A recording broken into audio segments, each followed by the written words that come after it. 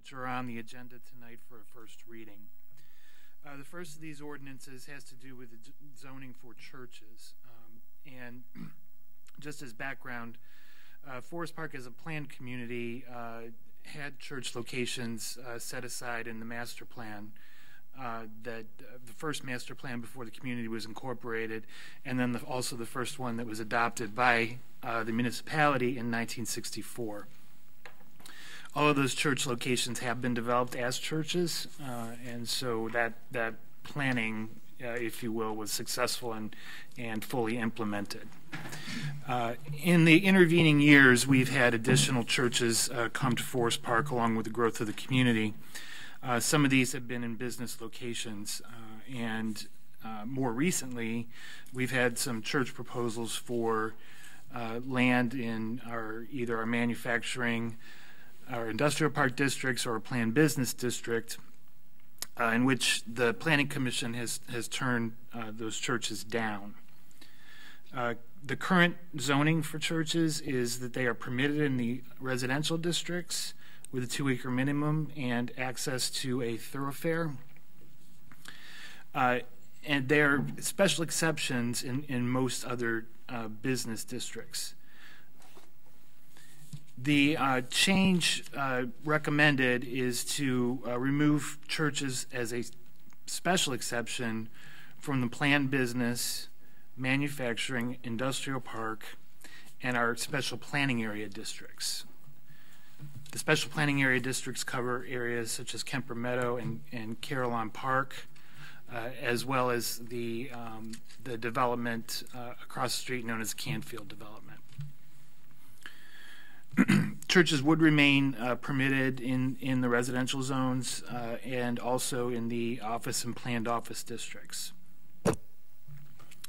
The subject of the second ordinance is for what is known as Type A family daycare. Family daycare occurs in the provider's own home, and the state classifies them into 2 categories, Type A and Type B. Type A is the larger of the 2. It is required to be licensed by the state and allows between 7 and 12 children in addition to the provider's own children. Type B is a smaller scale family daycare. It allows up to 6 children, and that does count the provider's own children. The state of Ohio has mandated that all local zoning jurisdictions, whether that's a city, village, township, or county, must provide for Type B daycare, essentially treating it as the same as the residence itself. However, they have not said something similar with Type A. We began to have some concerns with Type A daycare, given the size and size of most of the houses and lots in Forest Park. It was a rather intensive use of the properties. There was some concern on the fire department about overcrowding, given individual conditions with some smaller rooms. The state standards on this are fairly minimal, in our opinion. We studied where Type A daycares were located in Hamilton County, and actually Forest Park is up there in number. We have 6. The only communities that had more than 6 were Springfield Township and the city of Cincinnati itself. But what was more revealing, I think, is that most communities, or suburban communities in Hamilton County, don't allow Type A daycare at all, and I think using similar reasoning. So we are proposing to place Type A daycare in the prohibited use group for our residential districts, and Type B as a permitted use in the residential districts. The zoning code up till now has really not mentioned either one. We have just administratively taken that guidance from the state for Type B daycare, treated it the same as a residence. But now it would classify each of these. It adopts a state definition and places them in those 2 categories. that would conclude my report. The Planning Commission did formally recommend both of these ordinances at their meeting on April 14th by a 6-0 vote. Thank you. Question from Mr. Anderson. Look, the public, anybody from the public, Barry, did you? Any questions, any comments or questions from you? Okay, okay, now we'll come to council. Mr. Burns. Yeah, so, thanks, Chris. So the type A daycare obviously has some type of registration process. Is there an expiration on currently, registered type A daycare providers? They need to be re-inspected every year, and they're subject to spot inspections. So there's a little bit of churn in some people establishing them and then later deciding to give them up because the licensing. I mentioned that we were not terribly impressed with the standards, but the licensing itself is fairly time-consuming for the provider. There's a lot of documentation that they have to do. So we have seen type A daycares that have transitioned into a type B or moved out of the community or what have you, and then we've had other type A daycare come in. But as far as the license is concerned, these would continue as long as the people held the license. Okay, as long as they held it. But does the license expire in a similar manner as a driver's license or anything, or any other type of license? Yes. So as long as they continue it and renew, right, they would be grandfathered. Right. Anything else from anybody else? Hearing nothing, thank you, sir. These two ordinances will be read in full. Yes. I did have a question. You know how a liquor license remains active for a period of time after somebody leaves? So if somebody has a license for a daycare and you said others are coming in, does that license, is there some kind of provision like that? Or would, if a daycare moved out, then nothing else could come back in? A type B daycare could. Well, but type A could not. Right. Okay. These two ordinances will be read in full tonight because of the first reading. They would not be up for vote. They will be up for vote at the next council meeting. Anything else for the public hearing? Hearing nothing, public hearing is adjourned.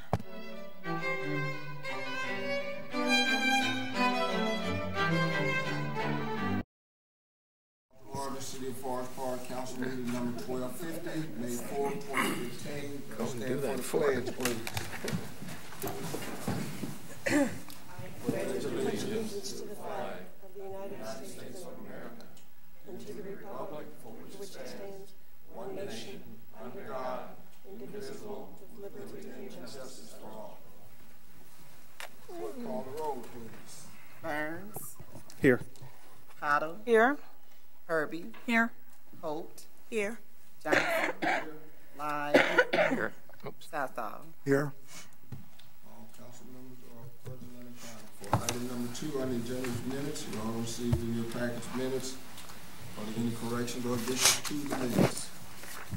Hearing none, the minutes will stand approved as presented. Item number 3 is a presentation, and this is a Whole House Improvement Program, Environmental Awareness Program Manager, Mr. Wright Quinn, if you would, please.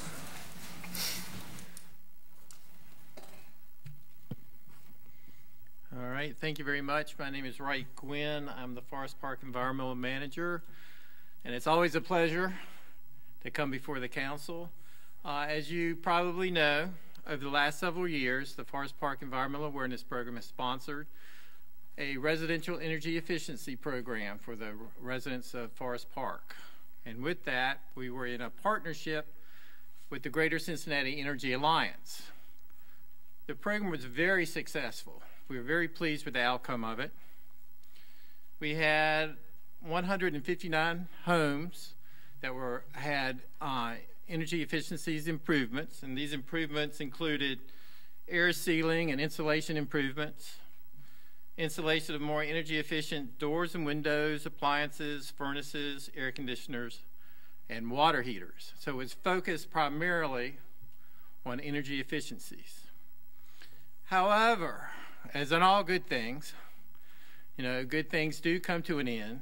And last year, 2014, we noticed a severe drop in participation. We only had 3 homes participating in the program. And that caused us to re-examine the program. And with that re-examination, we came into a new program with a new partner. And we're very excited about this. The program is called the Whole House Improvement Program. And it's different from the previous residential energy efficiency program basically in 2 ways. One, there will be an income requirement that the residents need to meet. We'll be working with a lower income sector of our community, which I think is good because the program that we had before, anybody could apply. Now we're going to start focusing a little bit more on those that might need it more.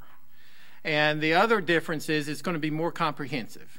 We will still concentrate on energy efficiencies, but we will also expand to try to improve other living conditions in the home. And we will explore that a little bit more in depth when Nina comes up here to talk about her program. Our goal is to improve 40 houses a year.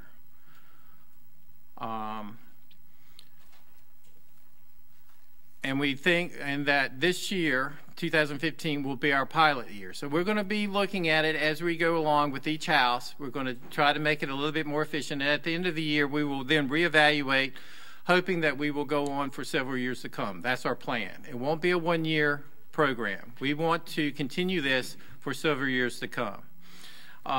Since we're going to be doing that, the Forest Park Environmental Awareness Program is going to pledge $40,000 a year for several years, as long as the program, we hope, is viable. Whether we run out of money or mission statements change or whatever, we hope that will continue. The money will not be coming out of the general fund. It's money that we have saved up over the course of many years, and we have been looking for a good reason to spend it, and we think this is an excellent reason to spend it. We want to begin this program June 1. So we're getting very close. You will be reviewing a resolution at the next work session.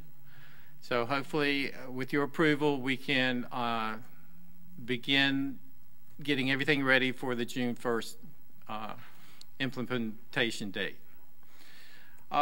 We're very lucky today to have a representative of the people working cooperatively. They're our new partners. And like I said, I'm very excited. We've had several meetings over the course of the last 6 months. We were going to, Jock Pitts, he's the president of People Working Cooperatively. He was going to be here as well, but unfortunately he was called away right before the meeting. But we do have Nina Creech. She was really my first contact, and I really did not know that much about People Working Cooperatively. And I learned a great deal about their organization. They've got a wealth of volunteers. They've got a lot of expertise that we do not have. So if we help them with the funding and they help us with the expertise, we will have a solid partnership. So I'd like to introduce and welcome Nina Creech. She is the Senior Vice President of Operations and Whole Home Programs that they run. And I'm very excited to be a part of this. So, good evening. Hello. Hi, my name is Nina Creech, and I have been at PwC for 22 years. So we've been working in Forest Park actually for many years. Our core services at PwC are emergency home repairs. People will call us and say, I have no heat. My toilet doesn't flush. And depending on where you live and the level of emergency, we respond as quickly as we can. We also do critical home repairs, a larger repair. We also do energy conservation services, weatherization as we traditionally call it. We are Duke Energy's partner in that, as well as Hamilton County from the state of Ohio. We also have an electric partnership program also funded through the state.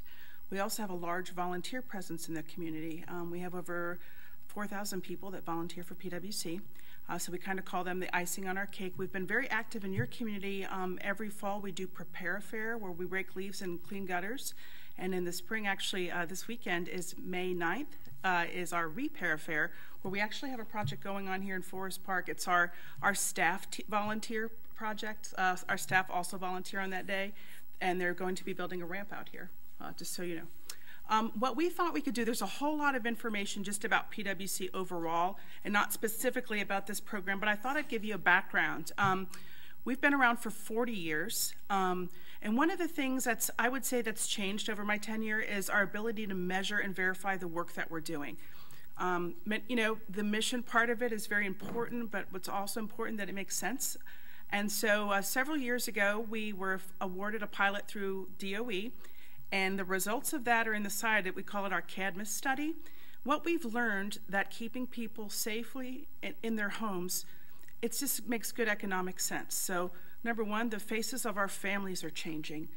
We often have many seniors in the home raising grandchildren, doing things they didn't expect, didn't plan for. We're able to be a resource for that to keep them in the home. When you keep families together in homes, they're doing better in school, the kids. These are things that PwC on its own, I never would have thought to ask those questions, but an evaluator came in and looked at the things that we're doing. Also, the homes that we work on, they sell for more than the homes we don't work on. This study was done in Hamilton County over a 10-year period, including this market. So, you know, that's a significant thing we thought, and the surrounding homes. So you often hear about homes going down, but you don't really hear about homes going up. And usually when you work on a home, the homes adjacent will also go up. So that's really important. What we hope to do in Forest Park that's a little different and exciting is we have this whole package of services, but it doesn't always work together perfectly. Different programs have different restrictions, different guidelines. With this being the energy and health and safety focus, for an example, we could go in under an energy conservation service, and maybe it's a senior, and then we could install grab bars because of this program. So we can look at the home more holistically, which is what we always want to do, but funding pots don't always line up perfectly. So this allows us to pilot it, take an opportunity, and look and adjust as we go. So I guess in a nutshell, that's kind of how we want to run the program. We've set up a special phone number for the program. We also have a special email for the program. So it's people will income qualify to make sure they're eligible for the services, and once they qualify, we'll do an inspection and take it from there. I know I just said a lot, so. Is there any questions? Anybody? Mr. Lyles. Just one quick one. To qualify, do you have some kind of application that's filled out? Yes. So how we handle applications is we take them over the phone. And so people would say, you know, here's my income. We verify home ownership online. Let's say it's a senior who says, you know, I get Social Security, blah, blah, blah. And then we will ask them to we'll mail them the application with all the information printed on it for them. And then they send back the income information so we can verify. So we try to make it as easy as possible on folks. Okay, great. Thank you. Mm-hmm. Sounds good. Is that that phone number is in this information? Yeah. Oh, the special Forest Park number is not in the information. That's just PwC overall, but I believe it's going to be in the newsletter and it's on the website. So we just set this up. Okay. And then they could still call our main number too, and that would be fine. But we just didn't want anybody to get lost in the sauce here. Anybody else? Thank you very much. I like this. This is something that we talk about quite often. It's with over at the Healthplex, and I belong to a group called Romeo's. It's retired old men eating out, and we're always looking at things that we call it age-proofing your house. Uh-huh. So this will be very helpful information for us. Great. One of the other things that we talked about when we talked about this in the environmental awareness is that this is primarily focused on inside the house, but it gives us the opportunity to also focus and talk to these people income qualify and are calling us, that they can also tap into our program that helps them fix up the outside of their house as well. So That's 'cause correct. That's a city program. Yes, that way we can align with the facade program. Or a good example might be if someone calls even PwC for energy conservation, perhaps after the inspection we see, well, their roof has a problem or gutters and we might not have funding to do that. Now we can go ahead and fix the roof, so then we can go ahead and do the weatherization. So that's a big deal right there. Okay. Anyone else? Anything else? Okay. Did you have something, Mr. Hodges? Okay, Mr. Wright, did you have anything else for us? No, I'm just excited to get started. Okay. We appreciate your comment. Thank you very much. The next item on the agenda, item number 4, communications from the public. This is the time for citizens to comment on matters before council or to ask questions of concern to them. When recognized, please come forward to the podium, give your name and address, and then state your comments or questions. Council meetings are tape recorded for easy transcriptions. Comments are limited to 5 minutes. Is there anyone from the public who would like to address council? Seeing no one, then we'll move to item number 5, reports of standing committees. The first report is Ways and Means Committee. Councilwoman Herbie. No report. Are there any questions for Councilwoman Herbie? Hearing none, Councilwoman Herbie, I have no items on the agenda for you for the work session on the 11th. Do you have any to add? No, sir. Next committee report is Mr. Burns, Community Development. Thank you, Mr. Mayor. I have no report. Any questions for Mr. Burns? Hearing none, Mr. Burns, I have 2 items on the agenda for you next week. One is the Whole House Improvement Project, the one we just finished talking about, and the other is the Eco-Tier Solid Waste and Recycling Collections Services. Do you have any to add? No, thank you. Next committee is Law Committee, Councilwoman Cotto. I have no report, thank you. Any questions for Councilwoman Cotto? Hearing none. Councilwoman Cotto, I have no items on the agenda for you. Do you have any to add? No, thank you. Next committee report is Human Resources Committee, Councilwoman Holt. I do not have a human resource report tonight, but I just want to thank you, Mayor, for standing in for me on Arbor Day. I really appreciate that.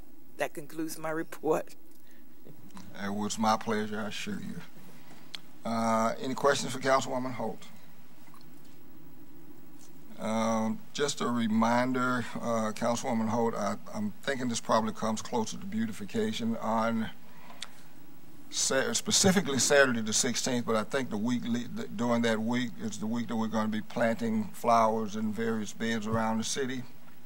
So anybody who wants information about that should call the City Hall and ask for that information. Yes, you're correct. I'm sorry. Okay. Also, they're looking for judges, too. For the yard judge? For the yards. When, do you have a date for that yet? It's in June sometime. It's in June. I don't know which. Yeah, I don't know if it's the first weekend or it's usually. First weekend in June. Okay. But I'm sure we'll have that information by the next meeting. Thank you. Next committee report is Public Improvements and Facilities, Councilman Southall. Thank you, Mr. Mayor. My report, I don't have a report for public improvement facilities, but I would like to make a couple of announcements in and around some events that's coming up for the senior group primarily, and basically, and then also recreation. The Senior Advisory Board will be meeting Friday, this coming Friday, May the 8th, and at that time, they will be discussing the Senior Spring Fling, which is being held on May the 15th from 7:30 p.m. to 11 p.m. Also, they're also planning an outing at the Belterra Casino for June the 16th. The Park and Recreation Commission will be meeting this Wednesday, May the 6th, and they will be discussing the upcoming, well, they will be discussing the soccer program and also the Smooth Jazz Festival, which will be held, is slated to be held for August the 1st at the Central Park. That would be the conclusion of my announcements for this report, Mr. Mayor, and if there's any questions, I'd be happy to field in questions. Any questions for Mr. Southall? Hearing none, Mr. Southall, I have no item on the agenda for the work session for you. Do you have any to add? No, I do not at this time. Next report is public safety. Mr. Lives. Thank you, Mr. Mayor. I just wanted a couple of items from the departmental reports. The police department reported that the community patrol is starting up again on weekly patrols. This is the same as the Citizens on Patrol. I know, Mrs. Cottle, there's a number of us that were in that, and now it's community patrol. And if you ever drove by, you see there's a car out there we have access to, and we'd be happy if you'd be interested. More folks would like to join us. You go through Dave, next week is the Tri-County Shopping Center police, I guess, the exhibitions, and the police from all over come to that. I think Barry and I are covering a couple days of that with the police officer. Okay, great. Yeah, it's you can come over to that. And good. It's a chance for you to see police activities and get involved. So meet people. Thank you. Also, the other item that's in the report was it's EMS Week, May 17th through the 23rd for our fire department. Now, this is a time where they honor EMS for the job they do, especially here in our community and throughout the country, especially those that have given their lives in the EMS service. Along with that, I did want to, of course, highlight that there is an election tomorrow, and one of the items is a fire department item. We're asking for support for our outstanding fire department. So, and number 7 is the levy number, and to please vote yes, which would maintain our department. Thank you, Mr. Mayor. Any questions for Mr. Lives? Hearing none. Councilman Lives, I have one item on the agenda for you. That's amendment to Traffic Code Ordinance Chapter 75. Do you have any to add? No, sir. Thank you. Next report is Intergovernmental Relations and Communications report. That's my committee. I have no report. I would answer any questions if there are any. Hearing none, we move to item number 6, the mayor's report. I would just echo Councilman Lives' comments. I know that quite often not very many people go to the polls in primary elections, but we would urge everybody to take advantage of your right to vote. I hope you're registered, and if you are, please go to the polls to vote tomorrow. That would end my report. I would be happy to answer any questions if there are any. Item number 7, City Manager's Report. Mr. Hodges.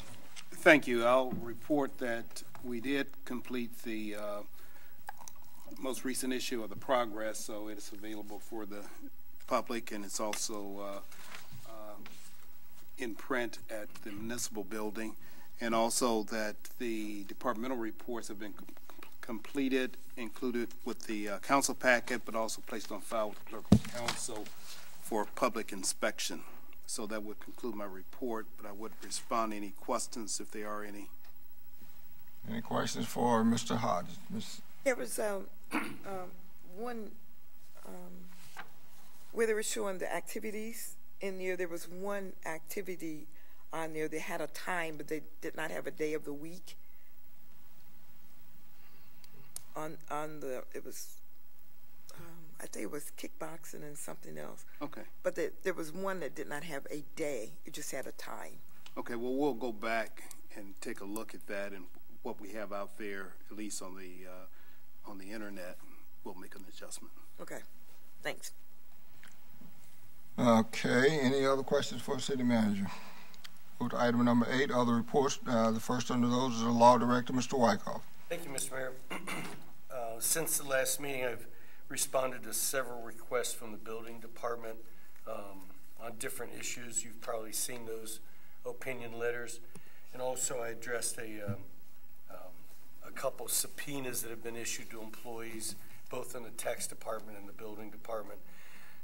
Finally, there was a situation where a single vehicle accident caused some damage to some fencing and guardrail, and since the city had to spend the money to repair those items, I've taken on the action of suing the negligent driver to try to get reimbursed for those expenses on behalf of the city.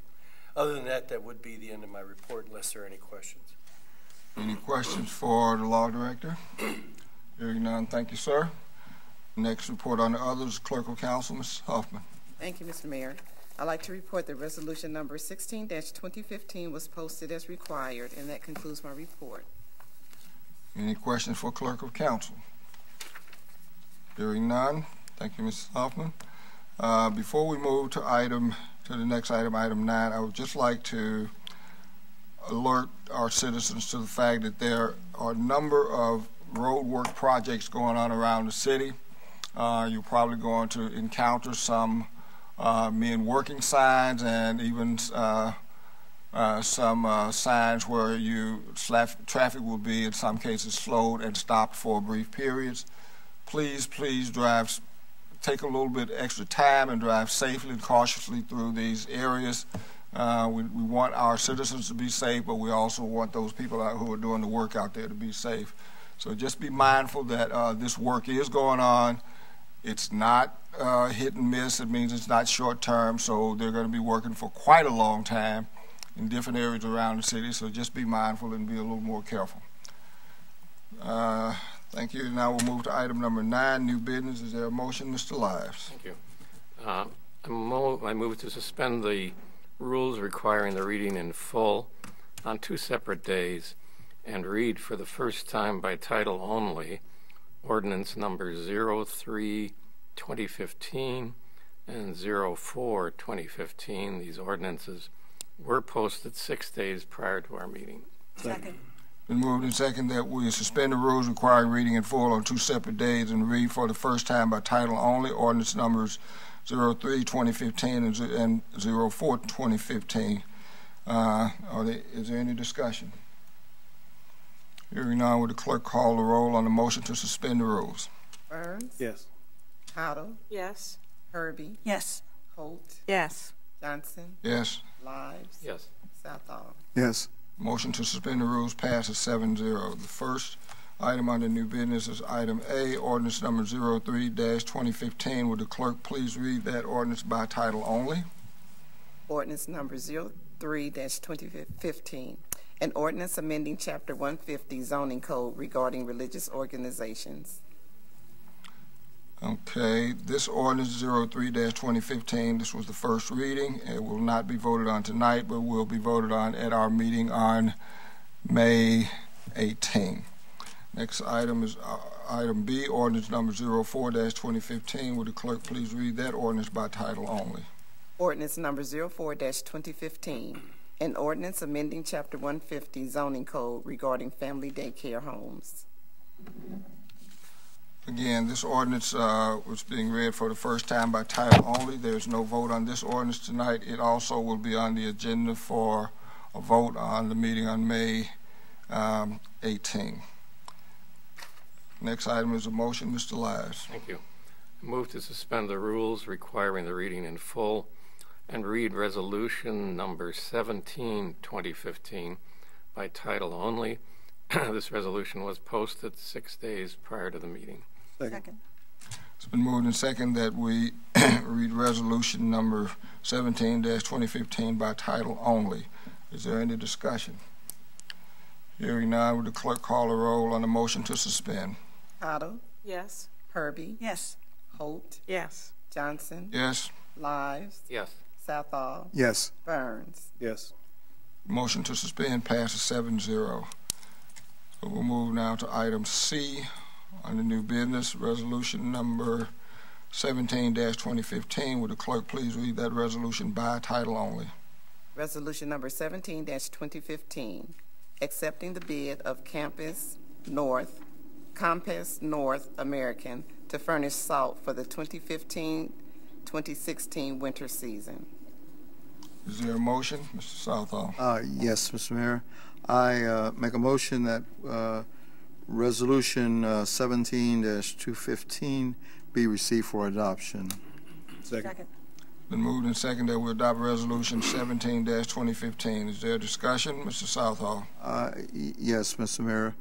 On this particular resolution, this is an annual event for, well, it's not an event, but City of Forest Park and the City of Springdale have combined to get bids for the 2015 and 2016 winter season to purchase salt. And the bid, the highest bid or the best bid was from Compass North America to furnish the salt for that season. So with that, I urge adoption of Resolution 17-2015. Is there any further discussion on the resolution? Hearing none, would the clerk please call the roll on Resolution 17-2015? Herbie? Yes. Holt? Yes. Johnson? Yes. Lives? Yes. Southall? Yes. Burns? Yes. Cottle? Yes. Resolution 17-2015 passes 7-0. Is there any further business to come before the body? Any further business to come before the body? Hearing none, we are adjourned.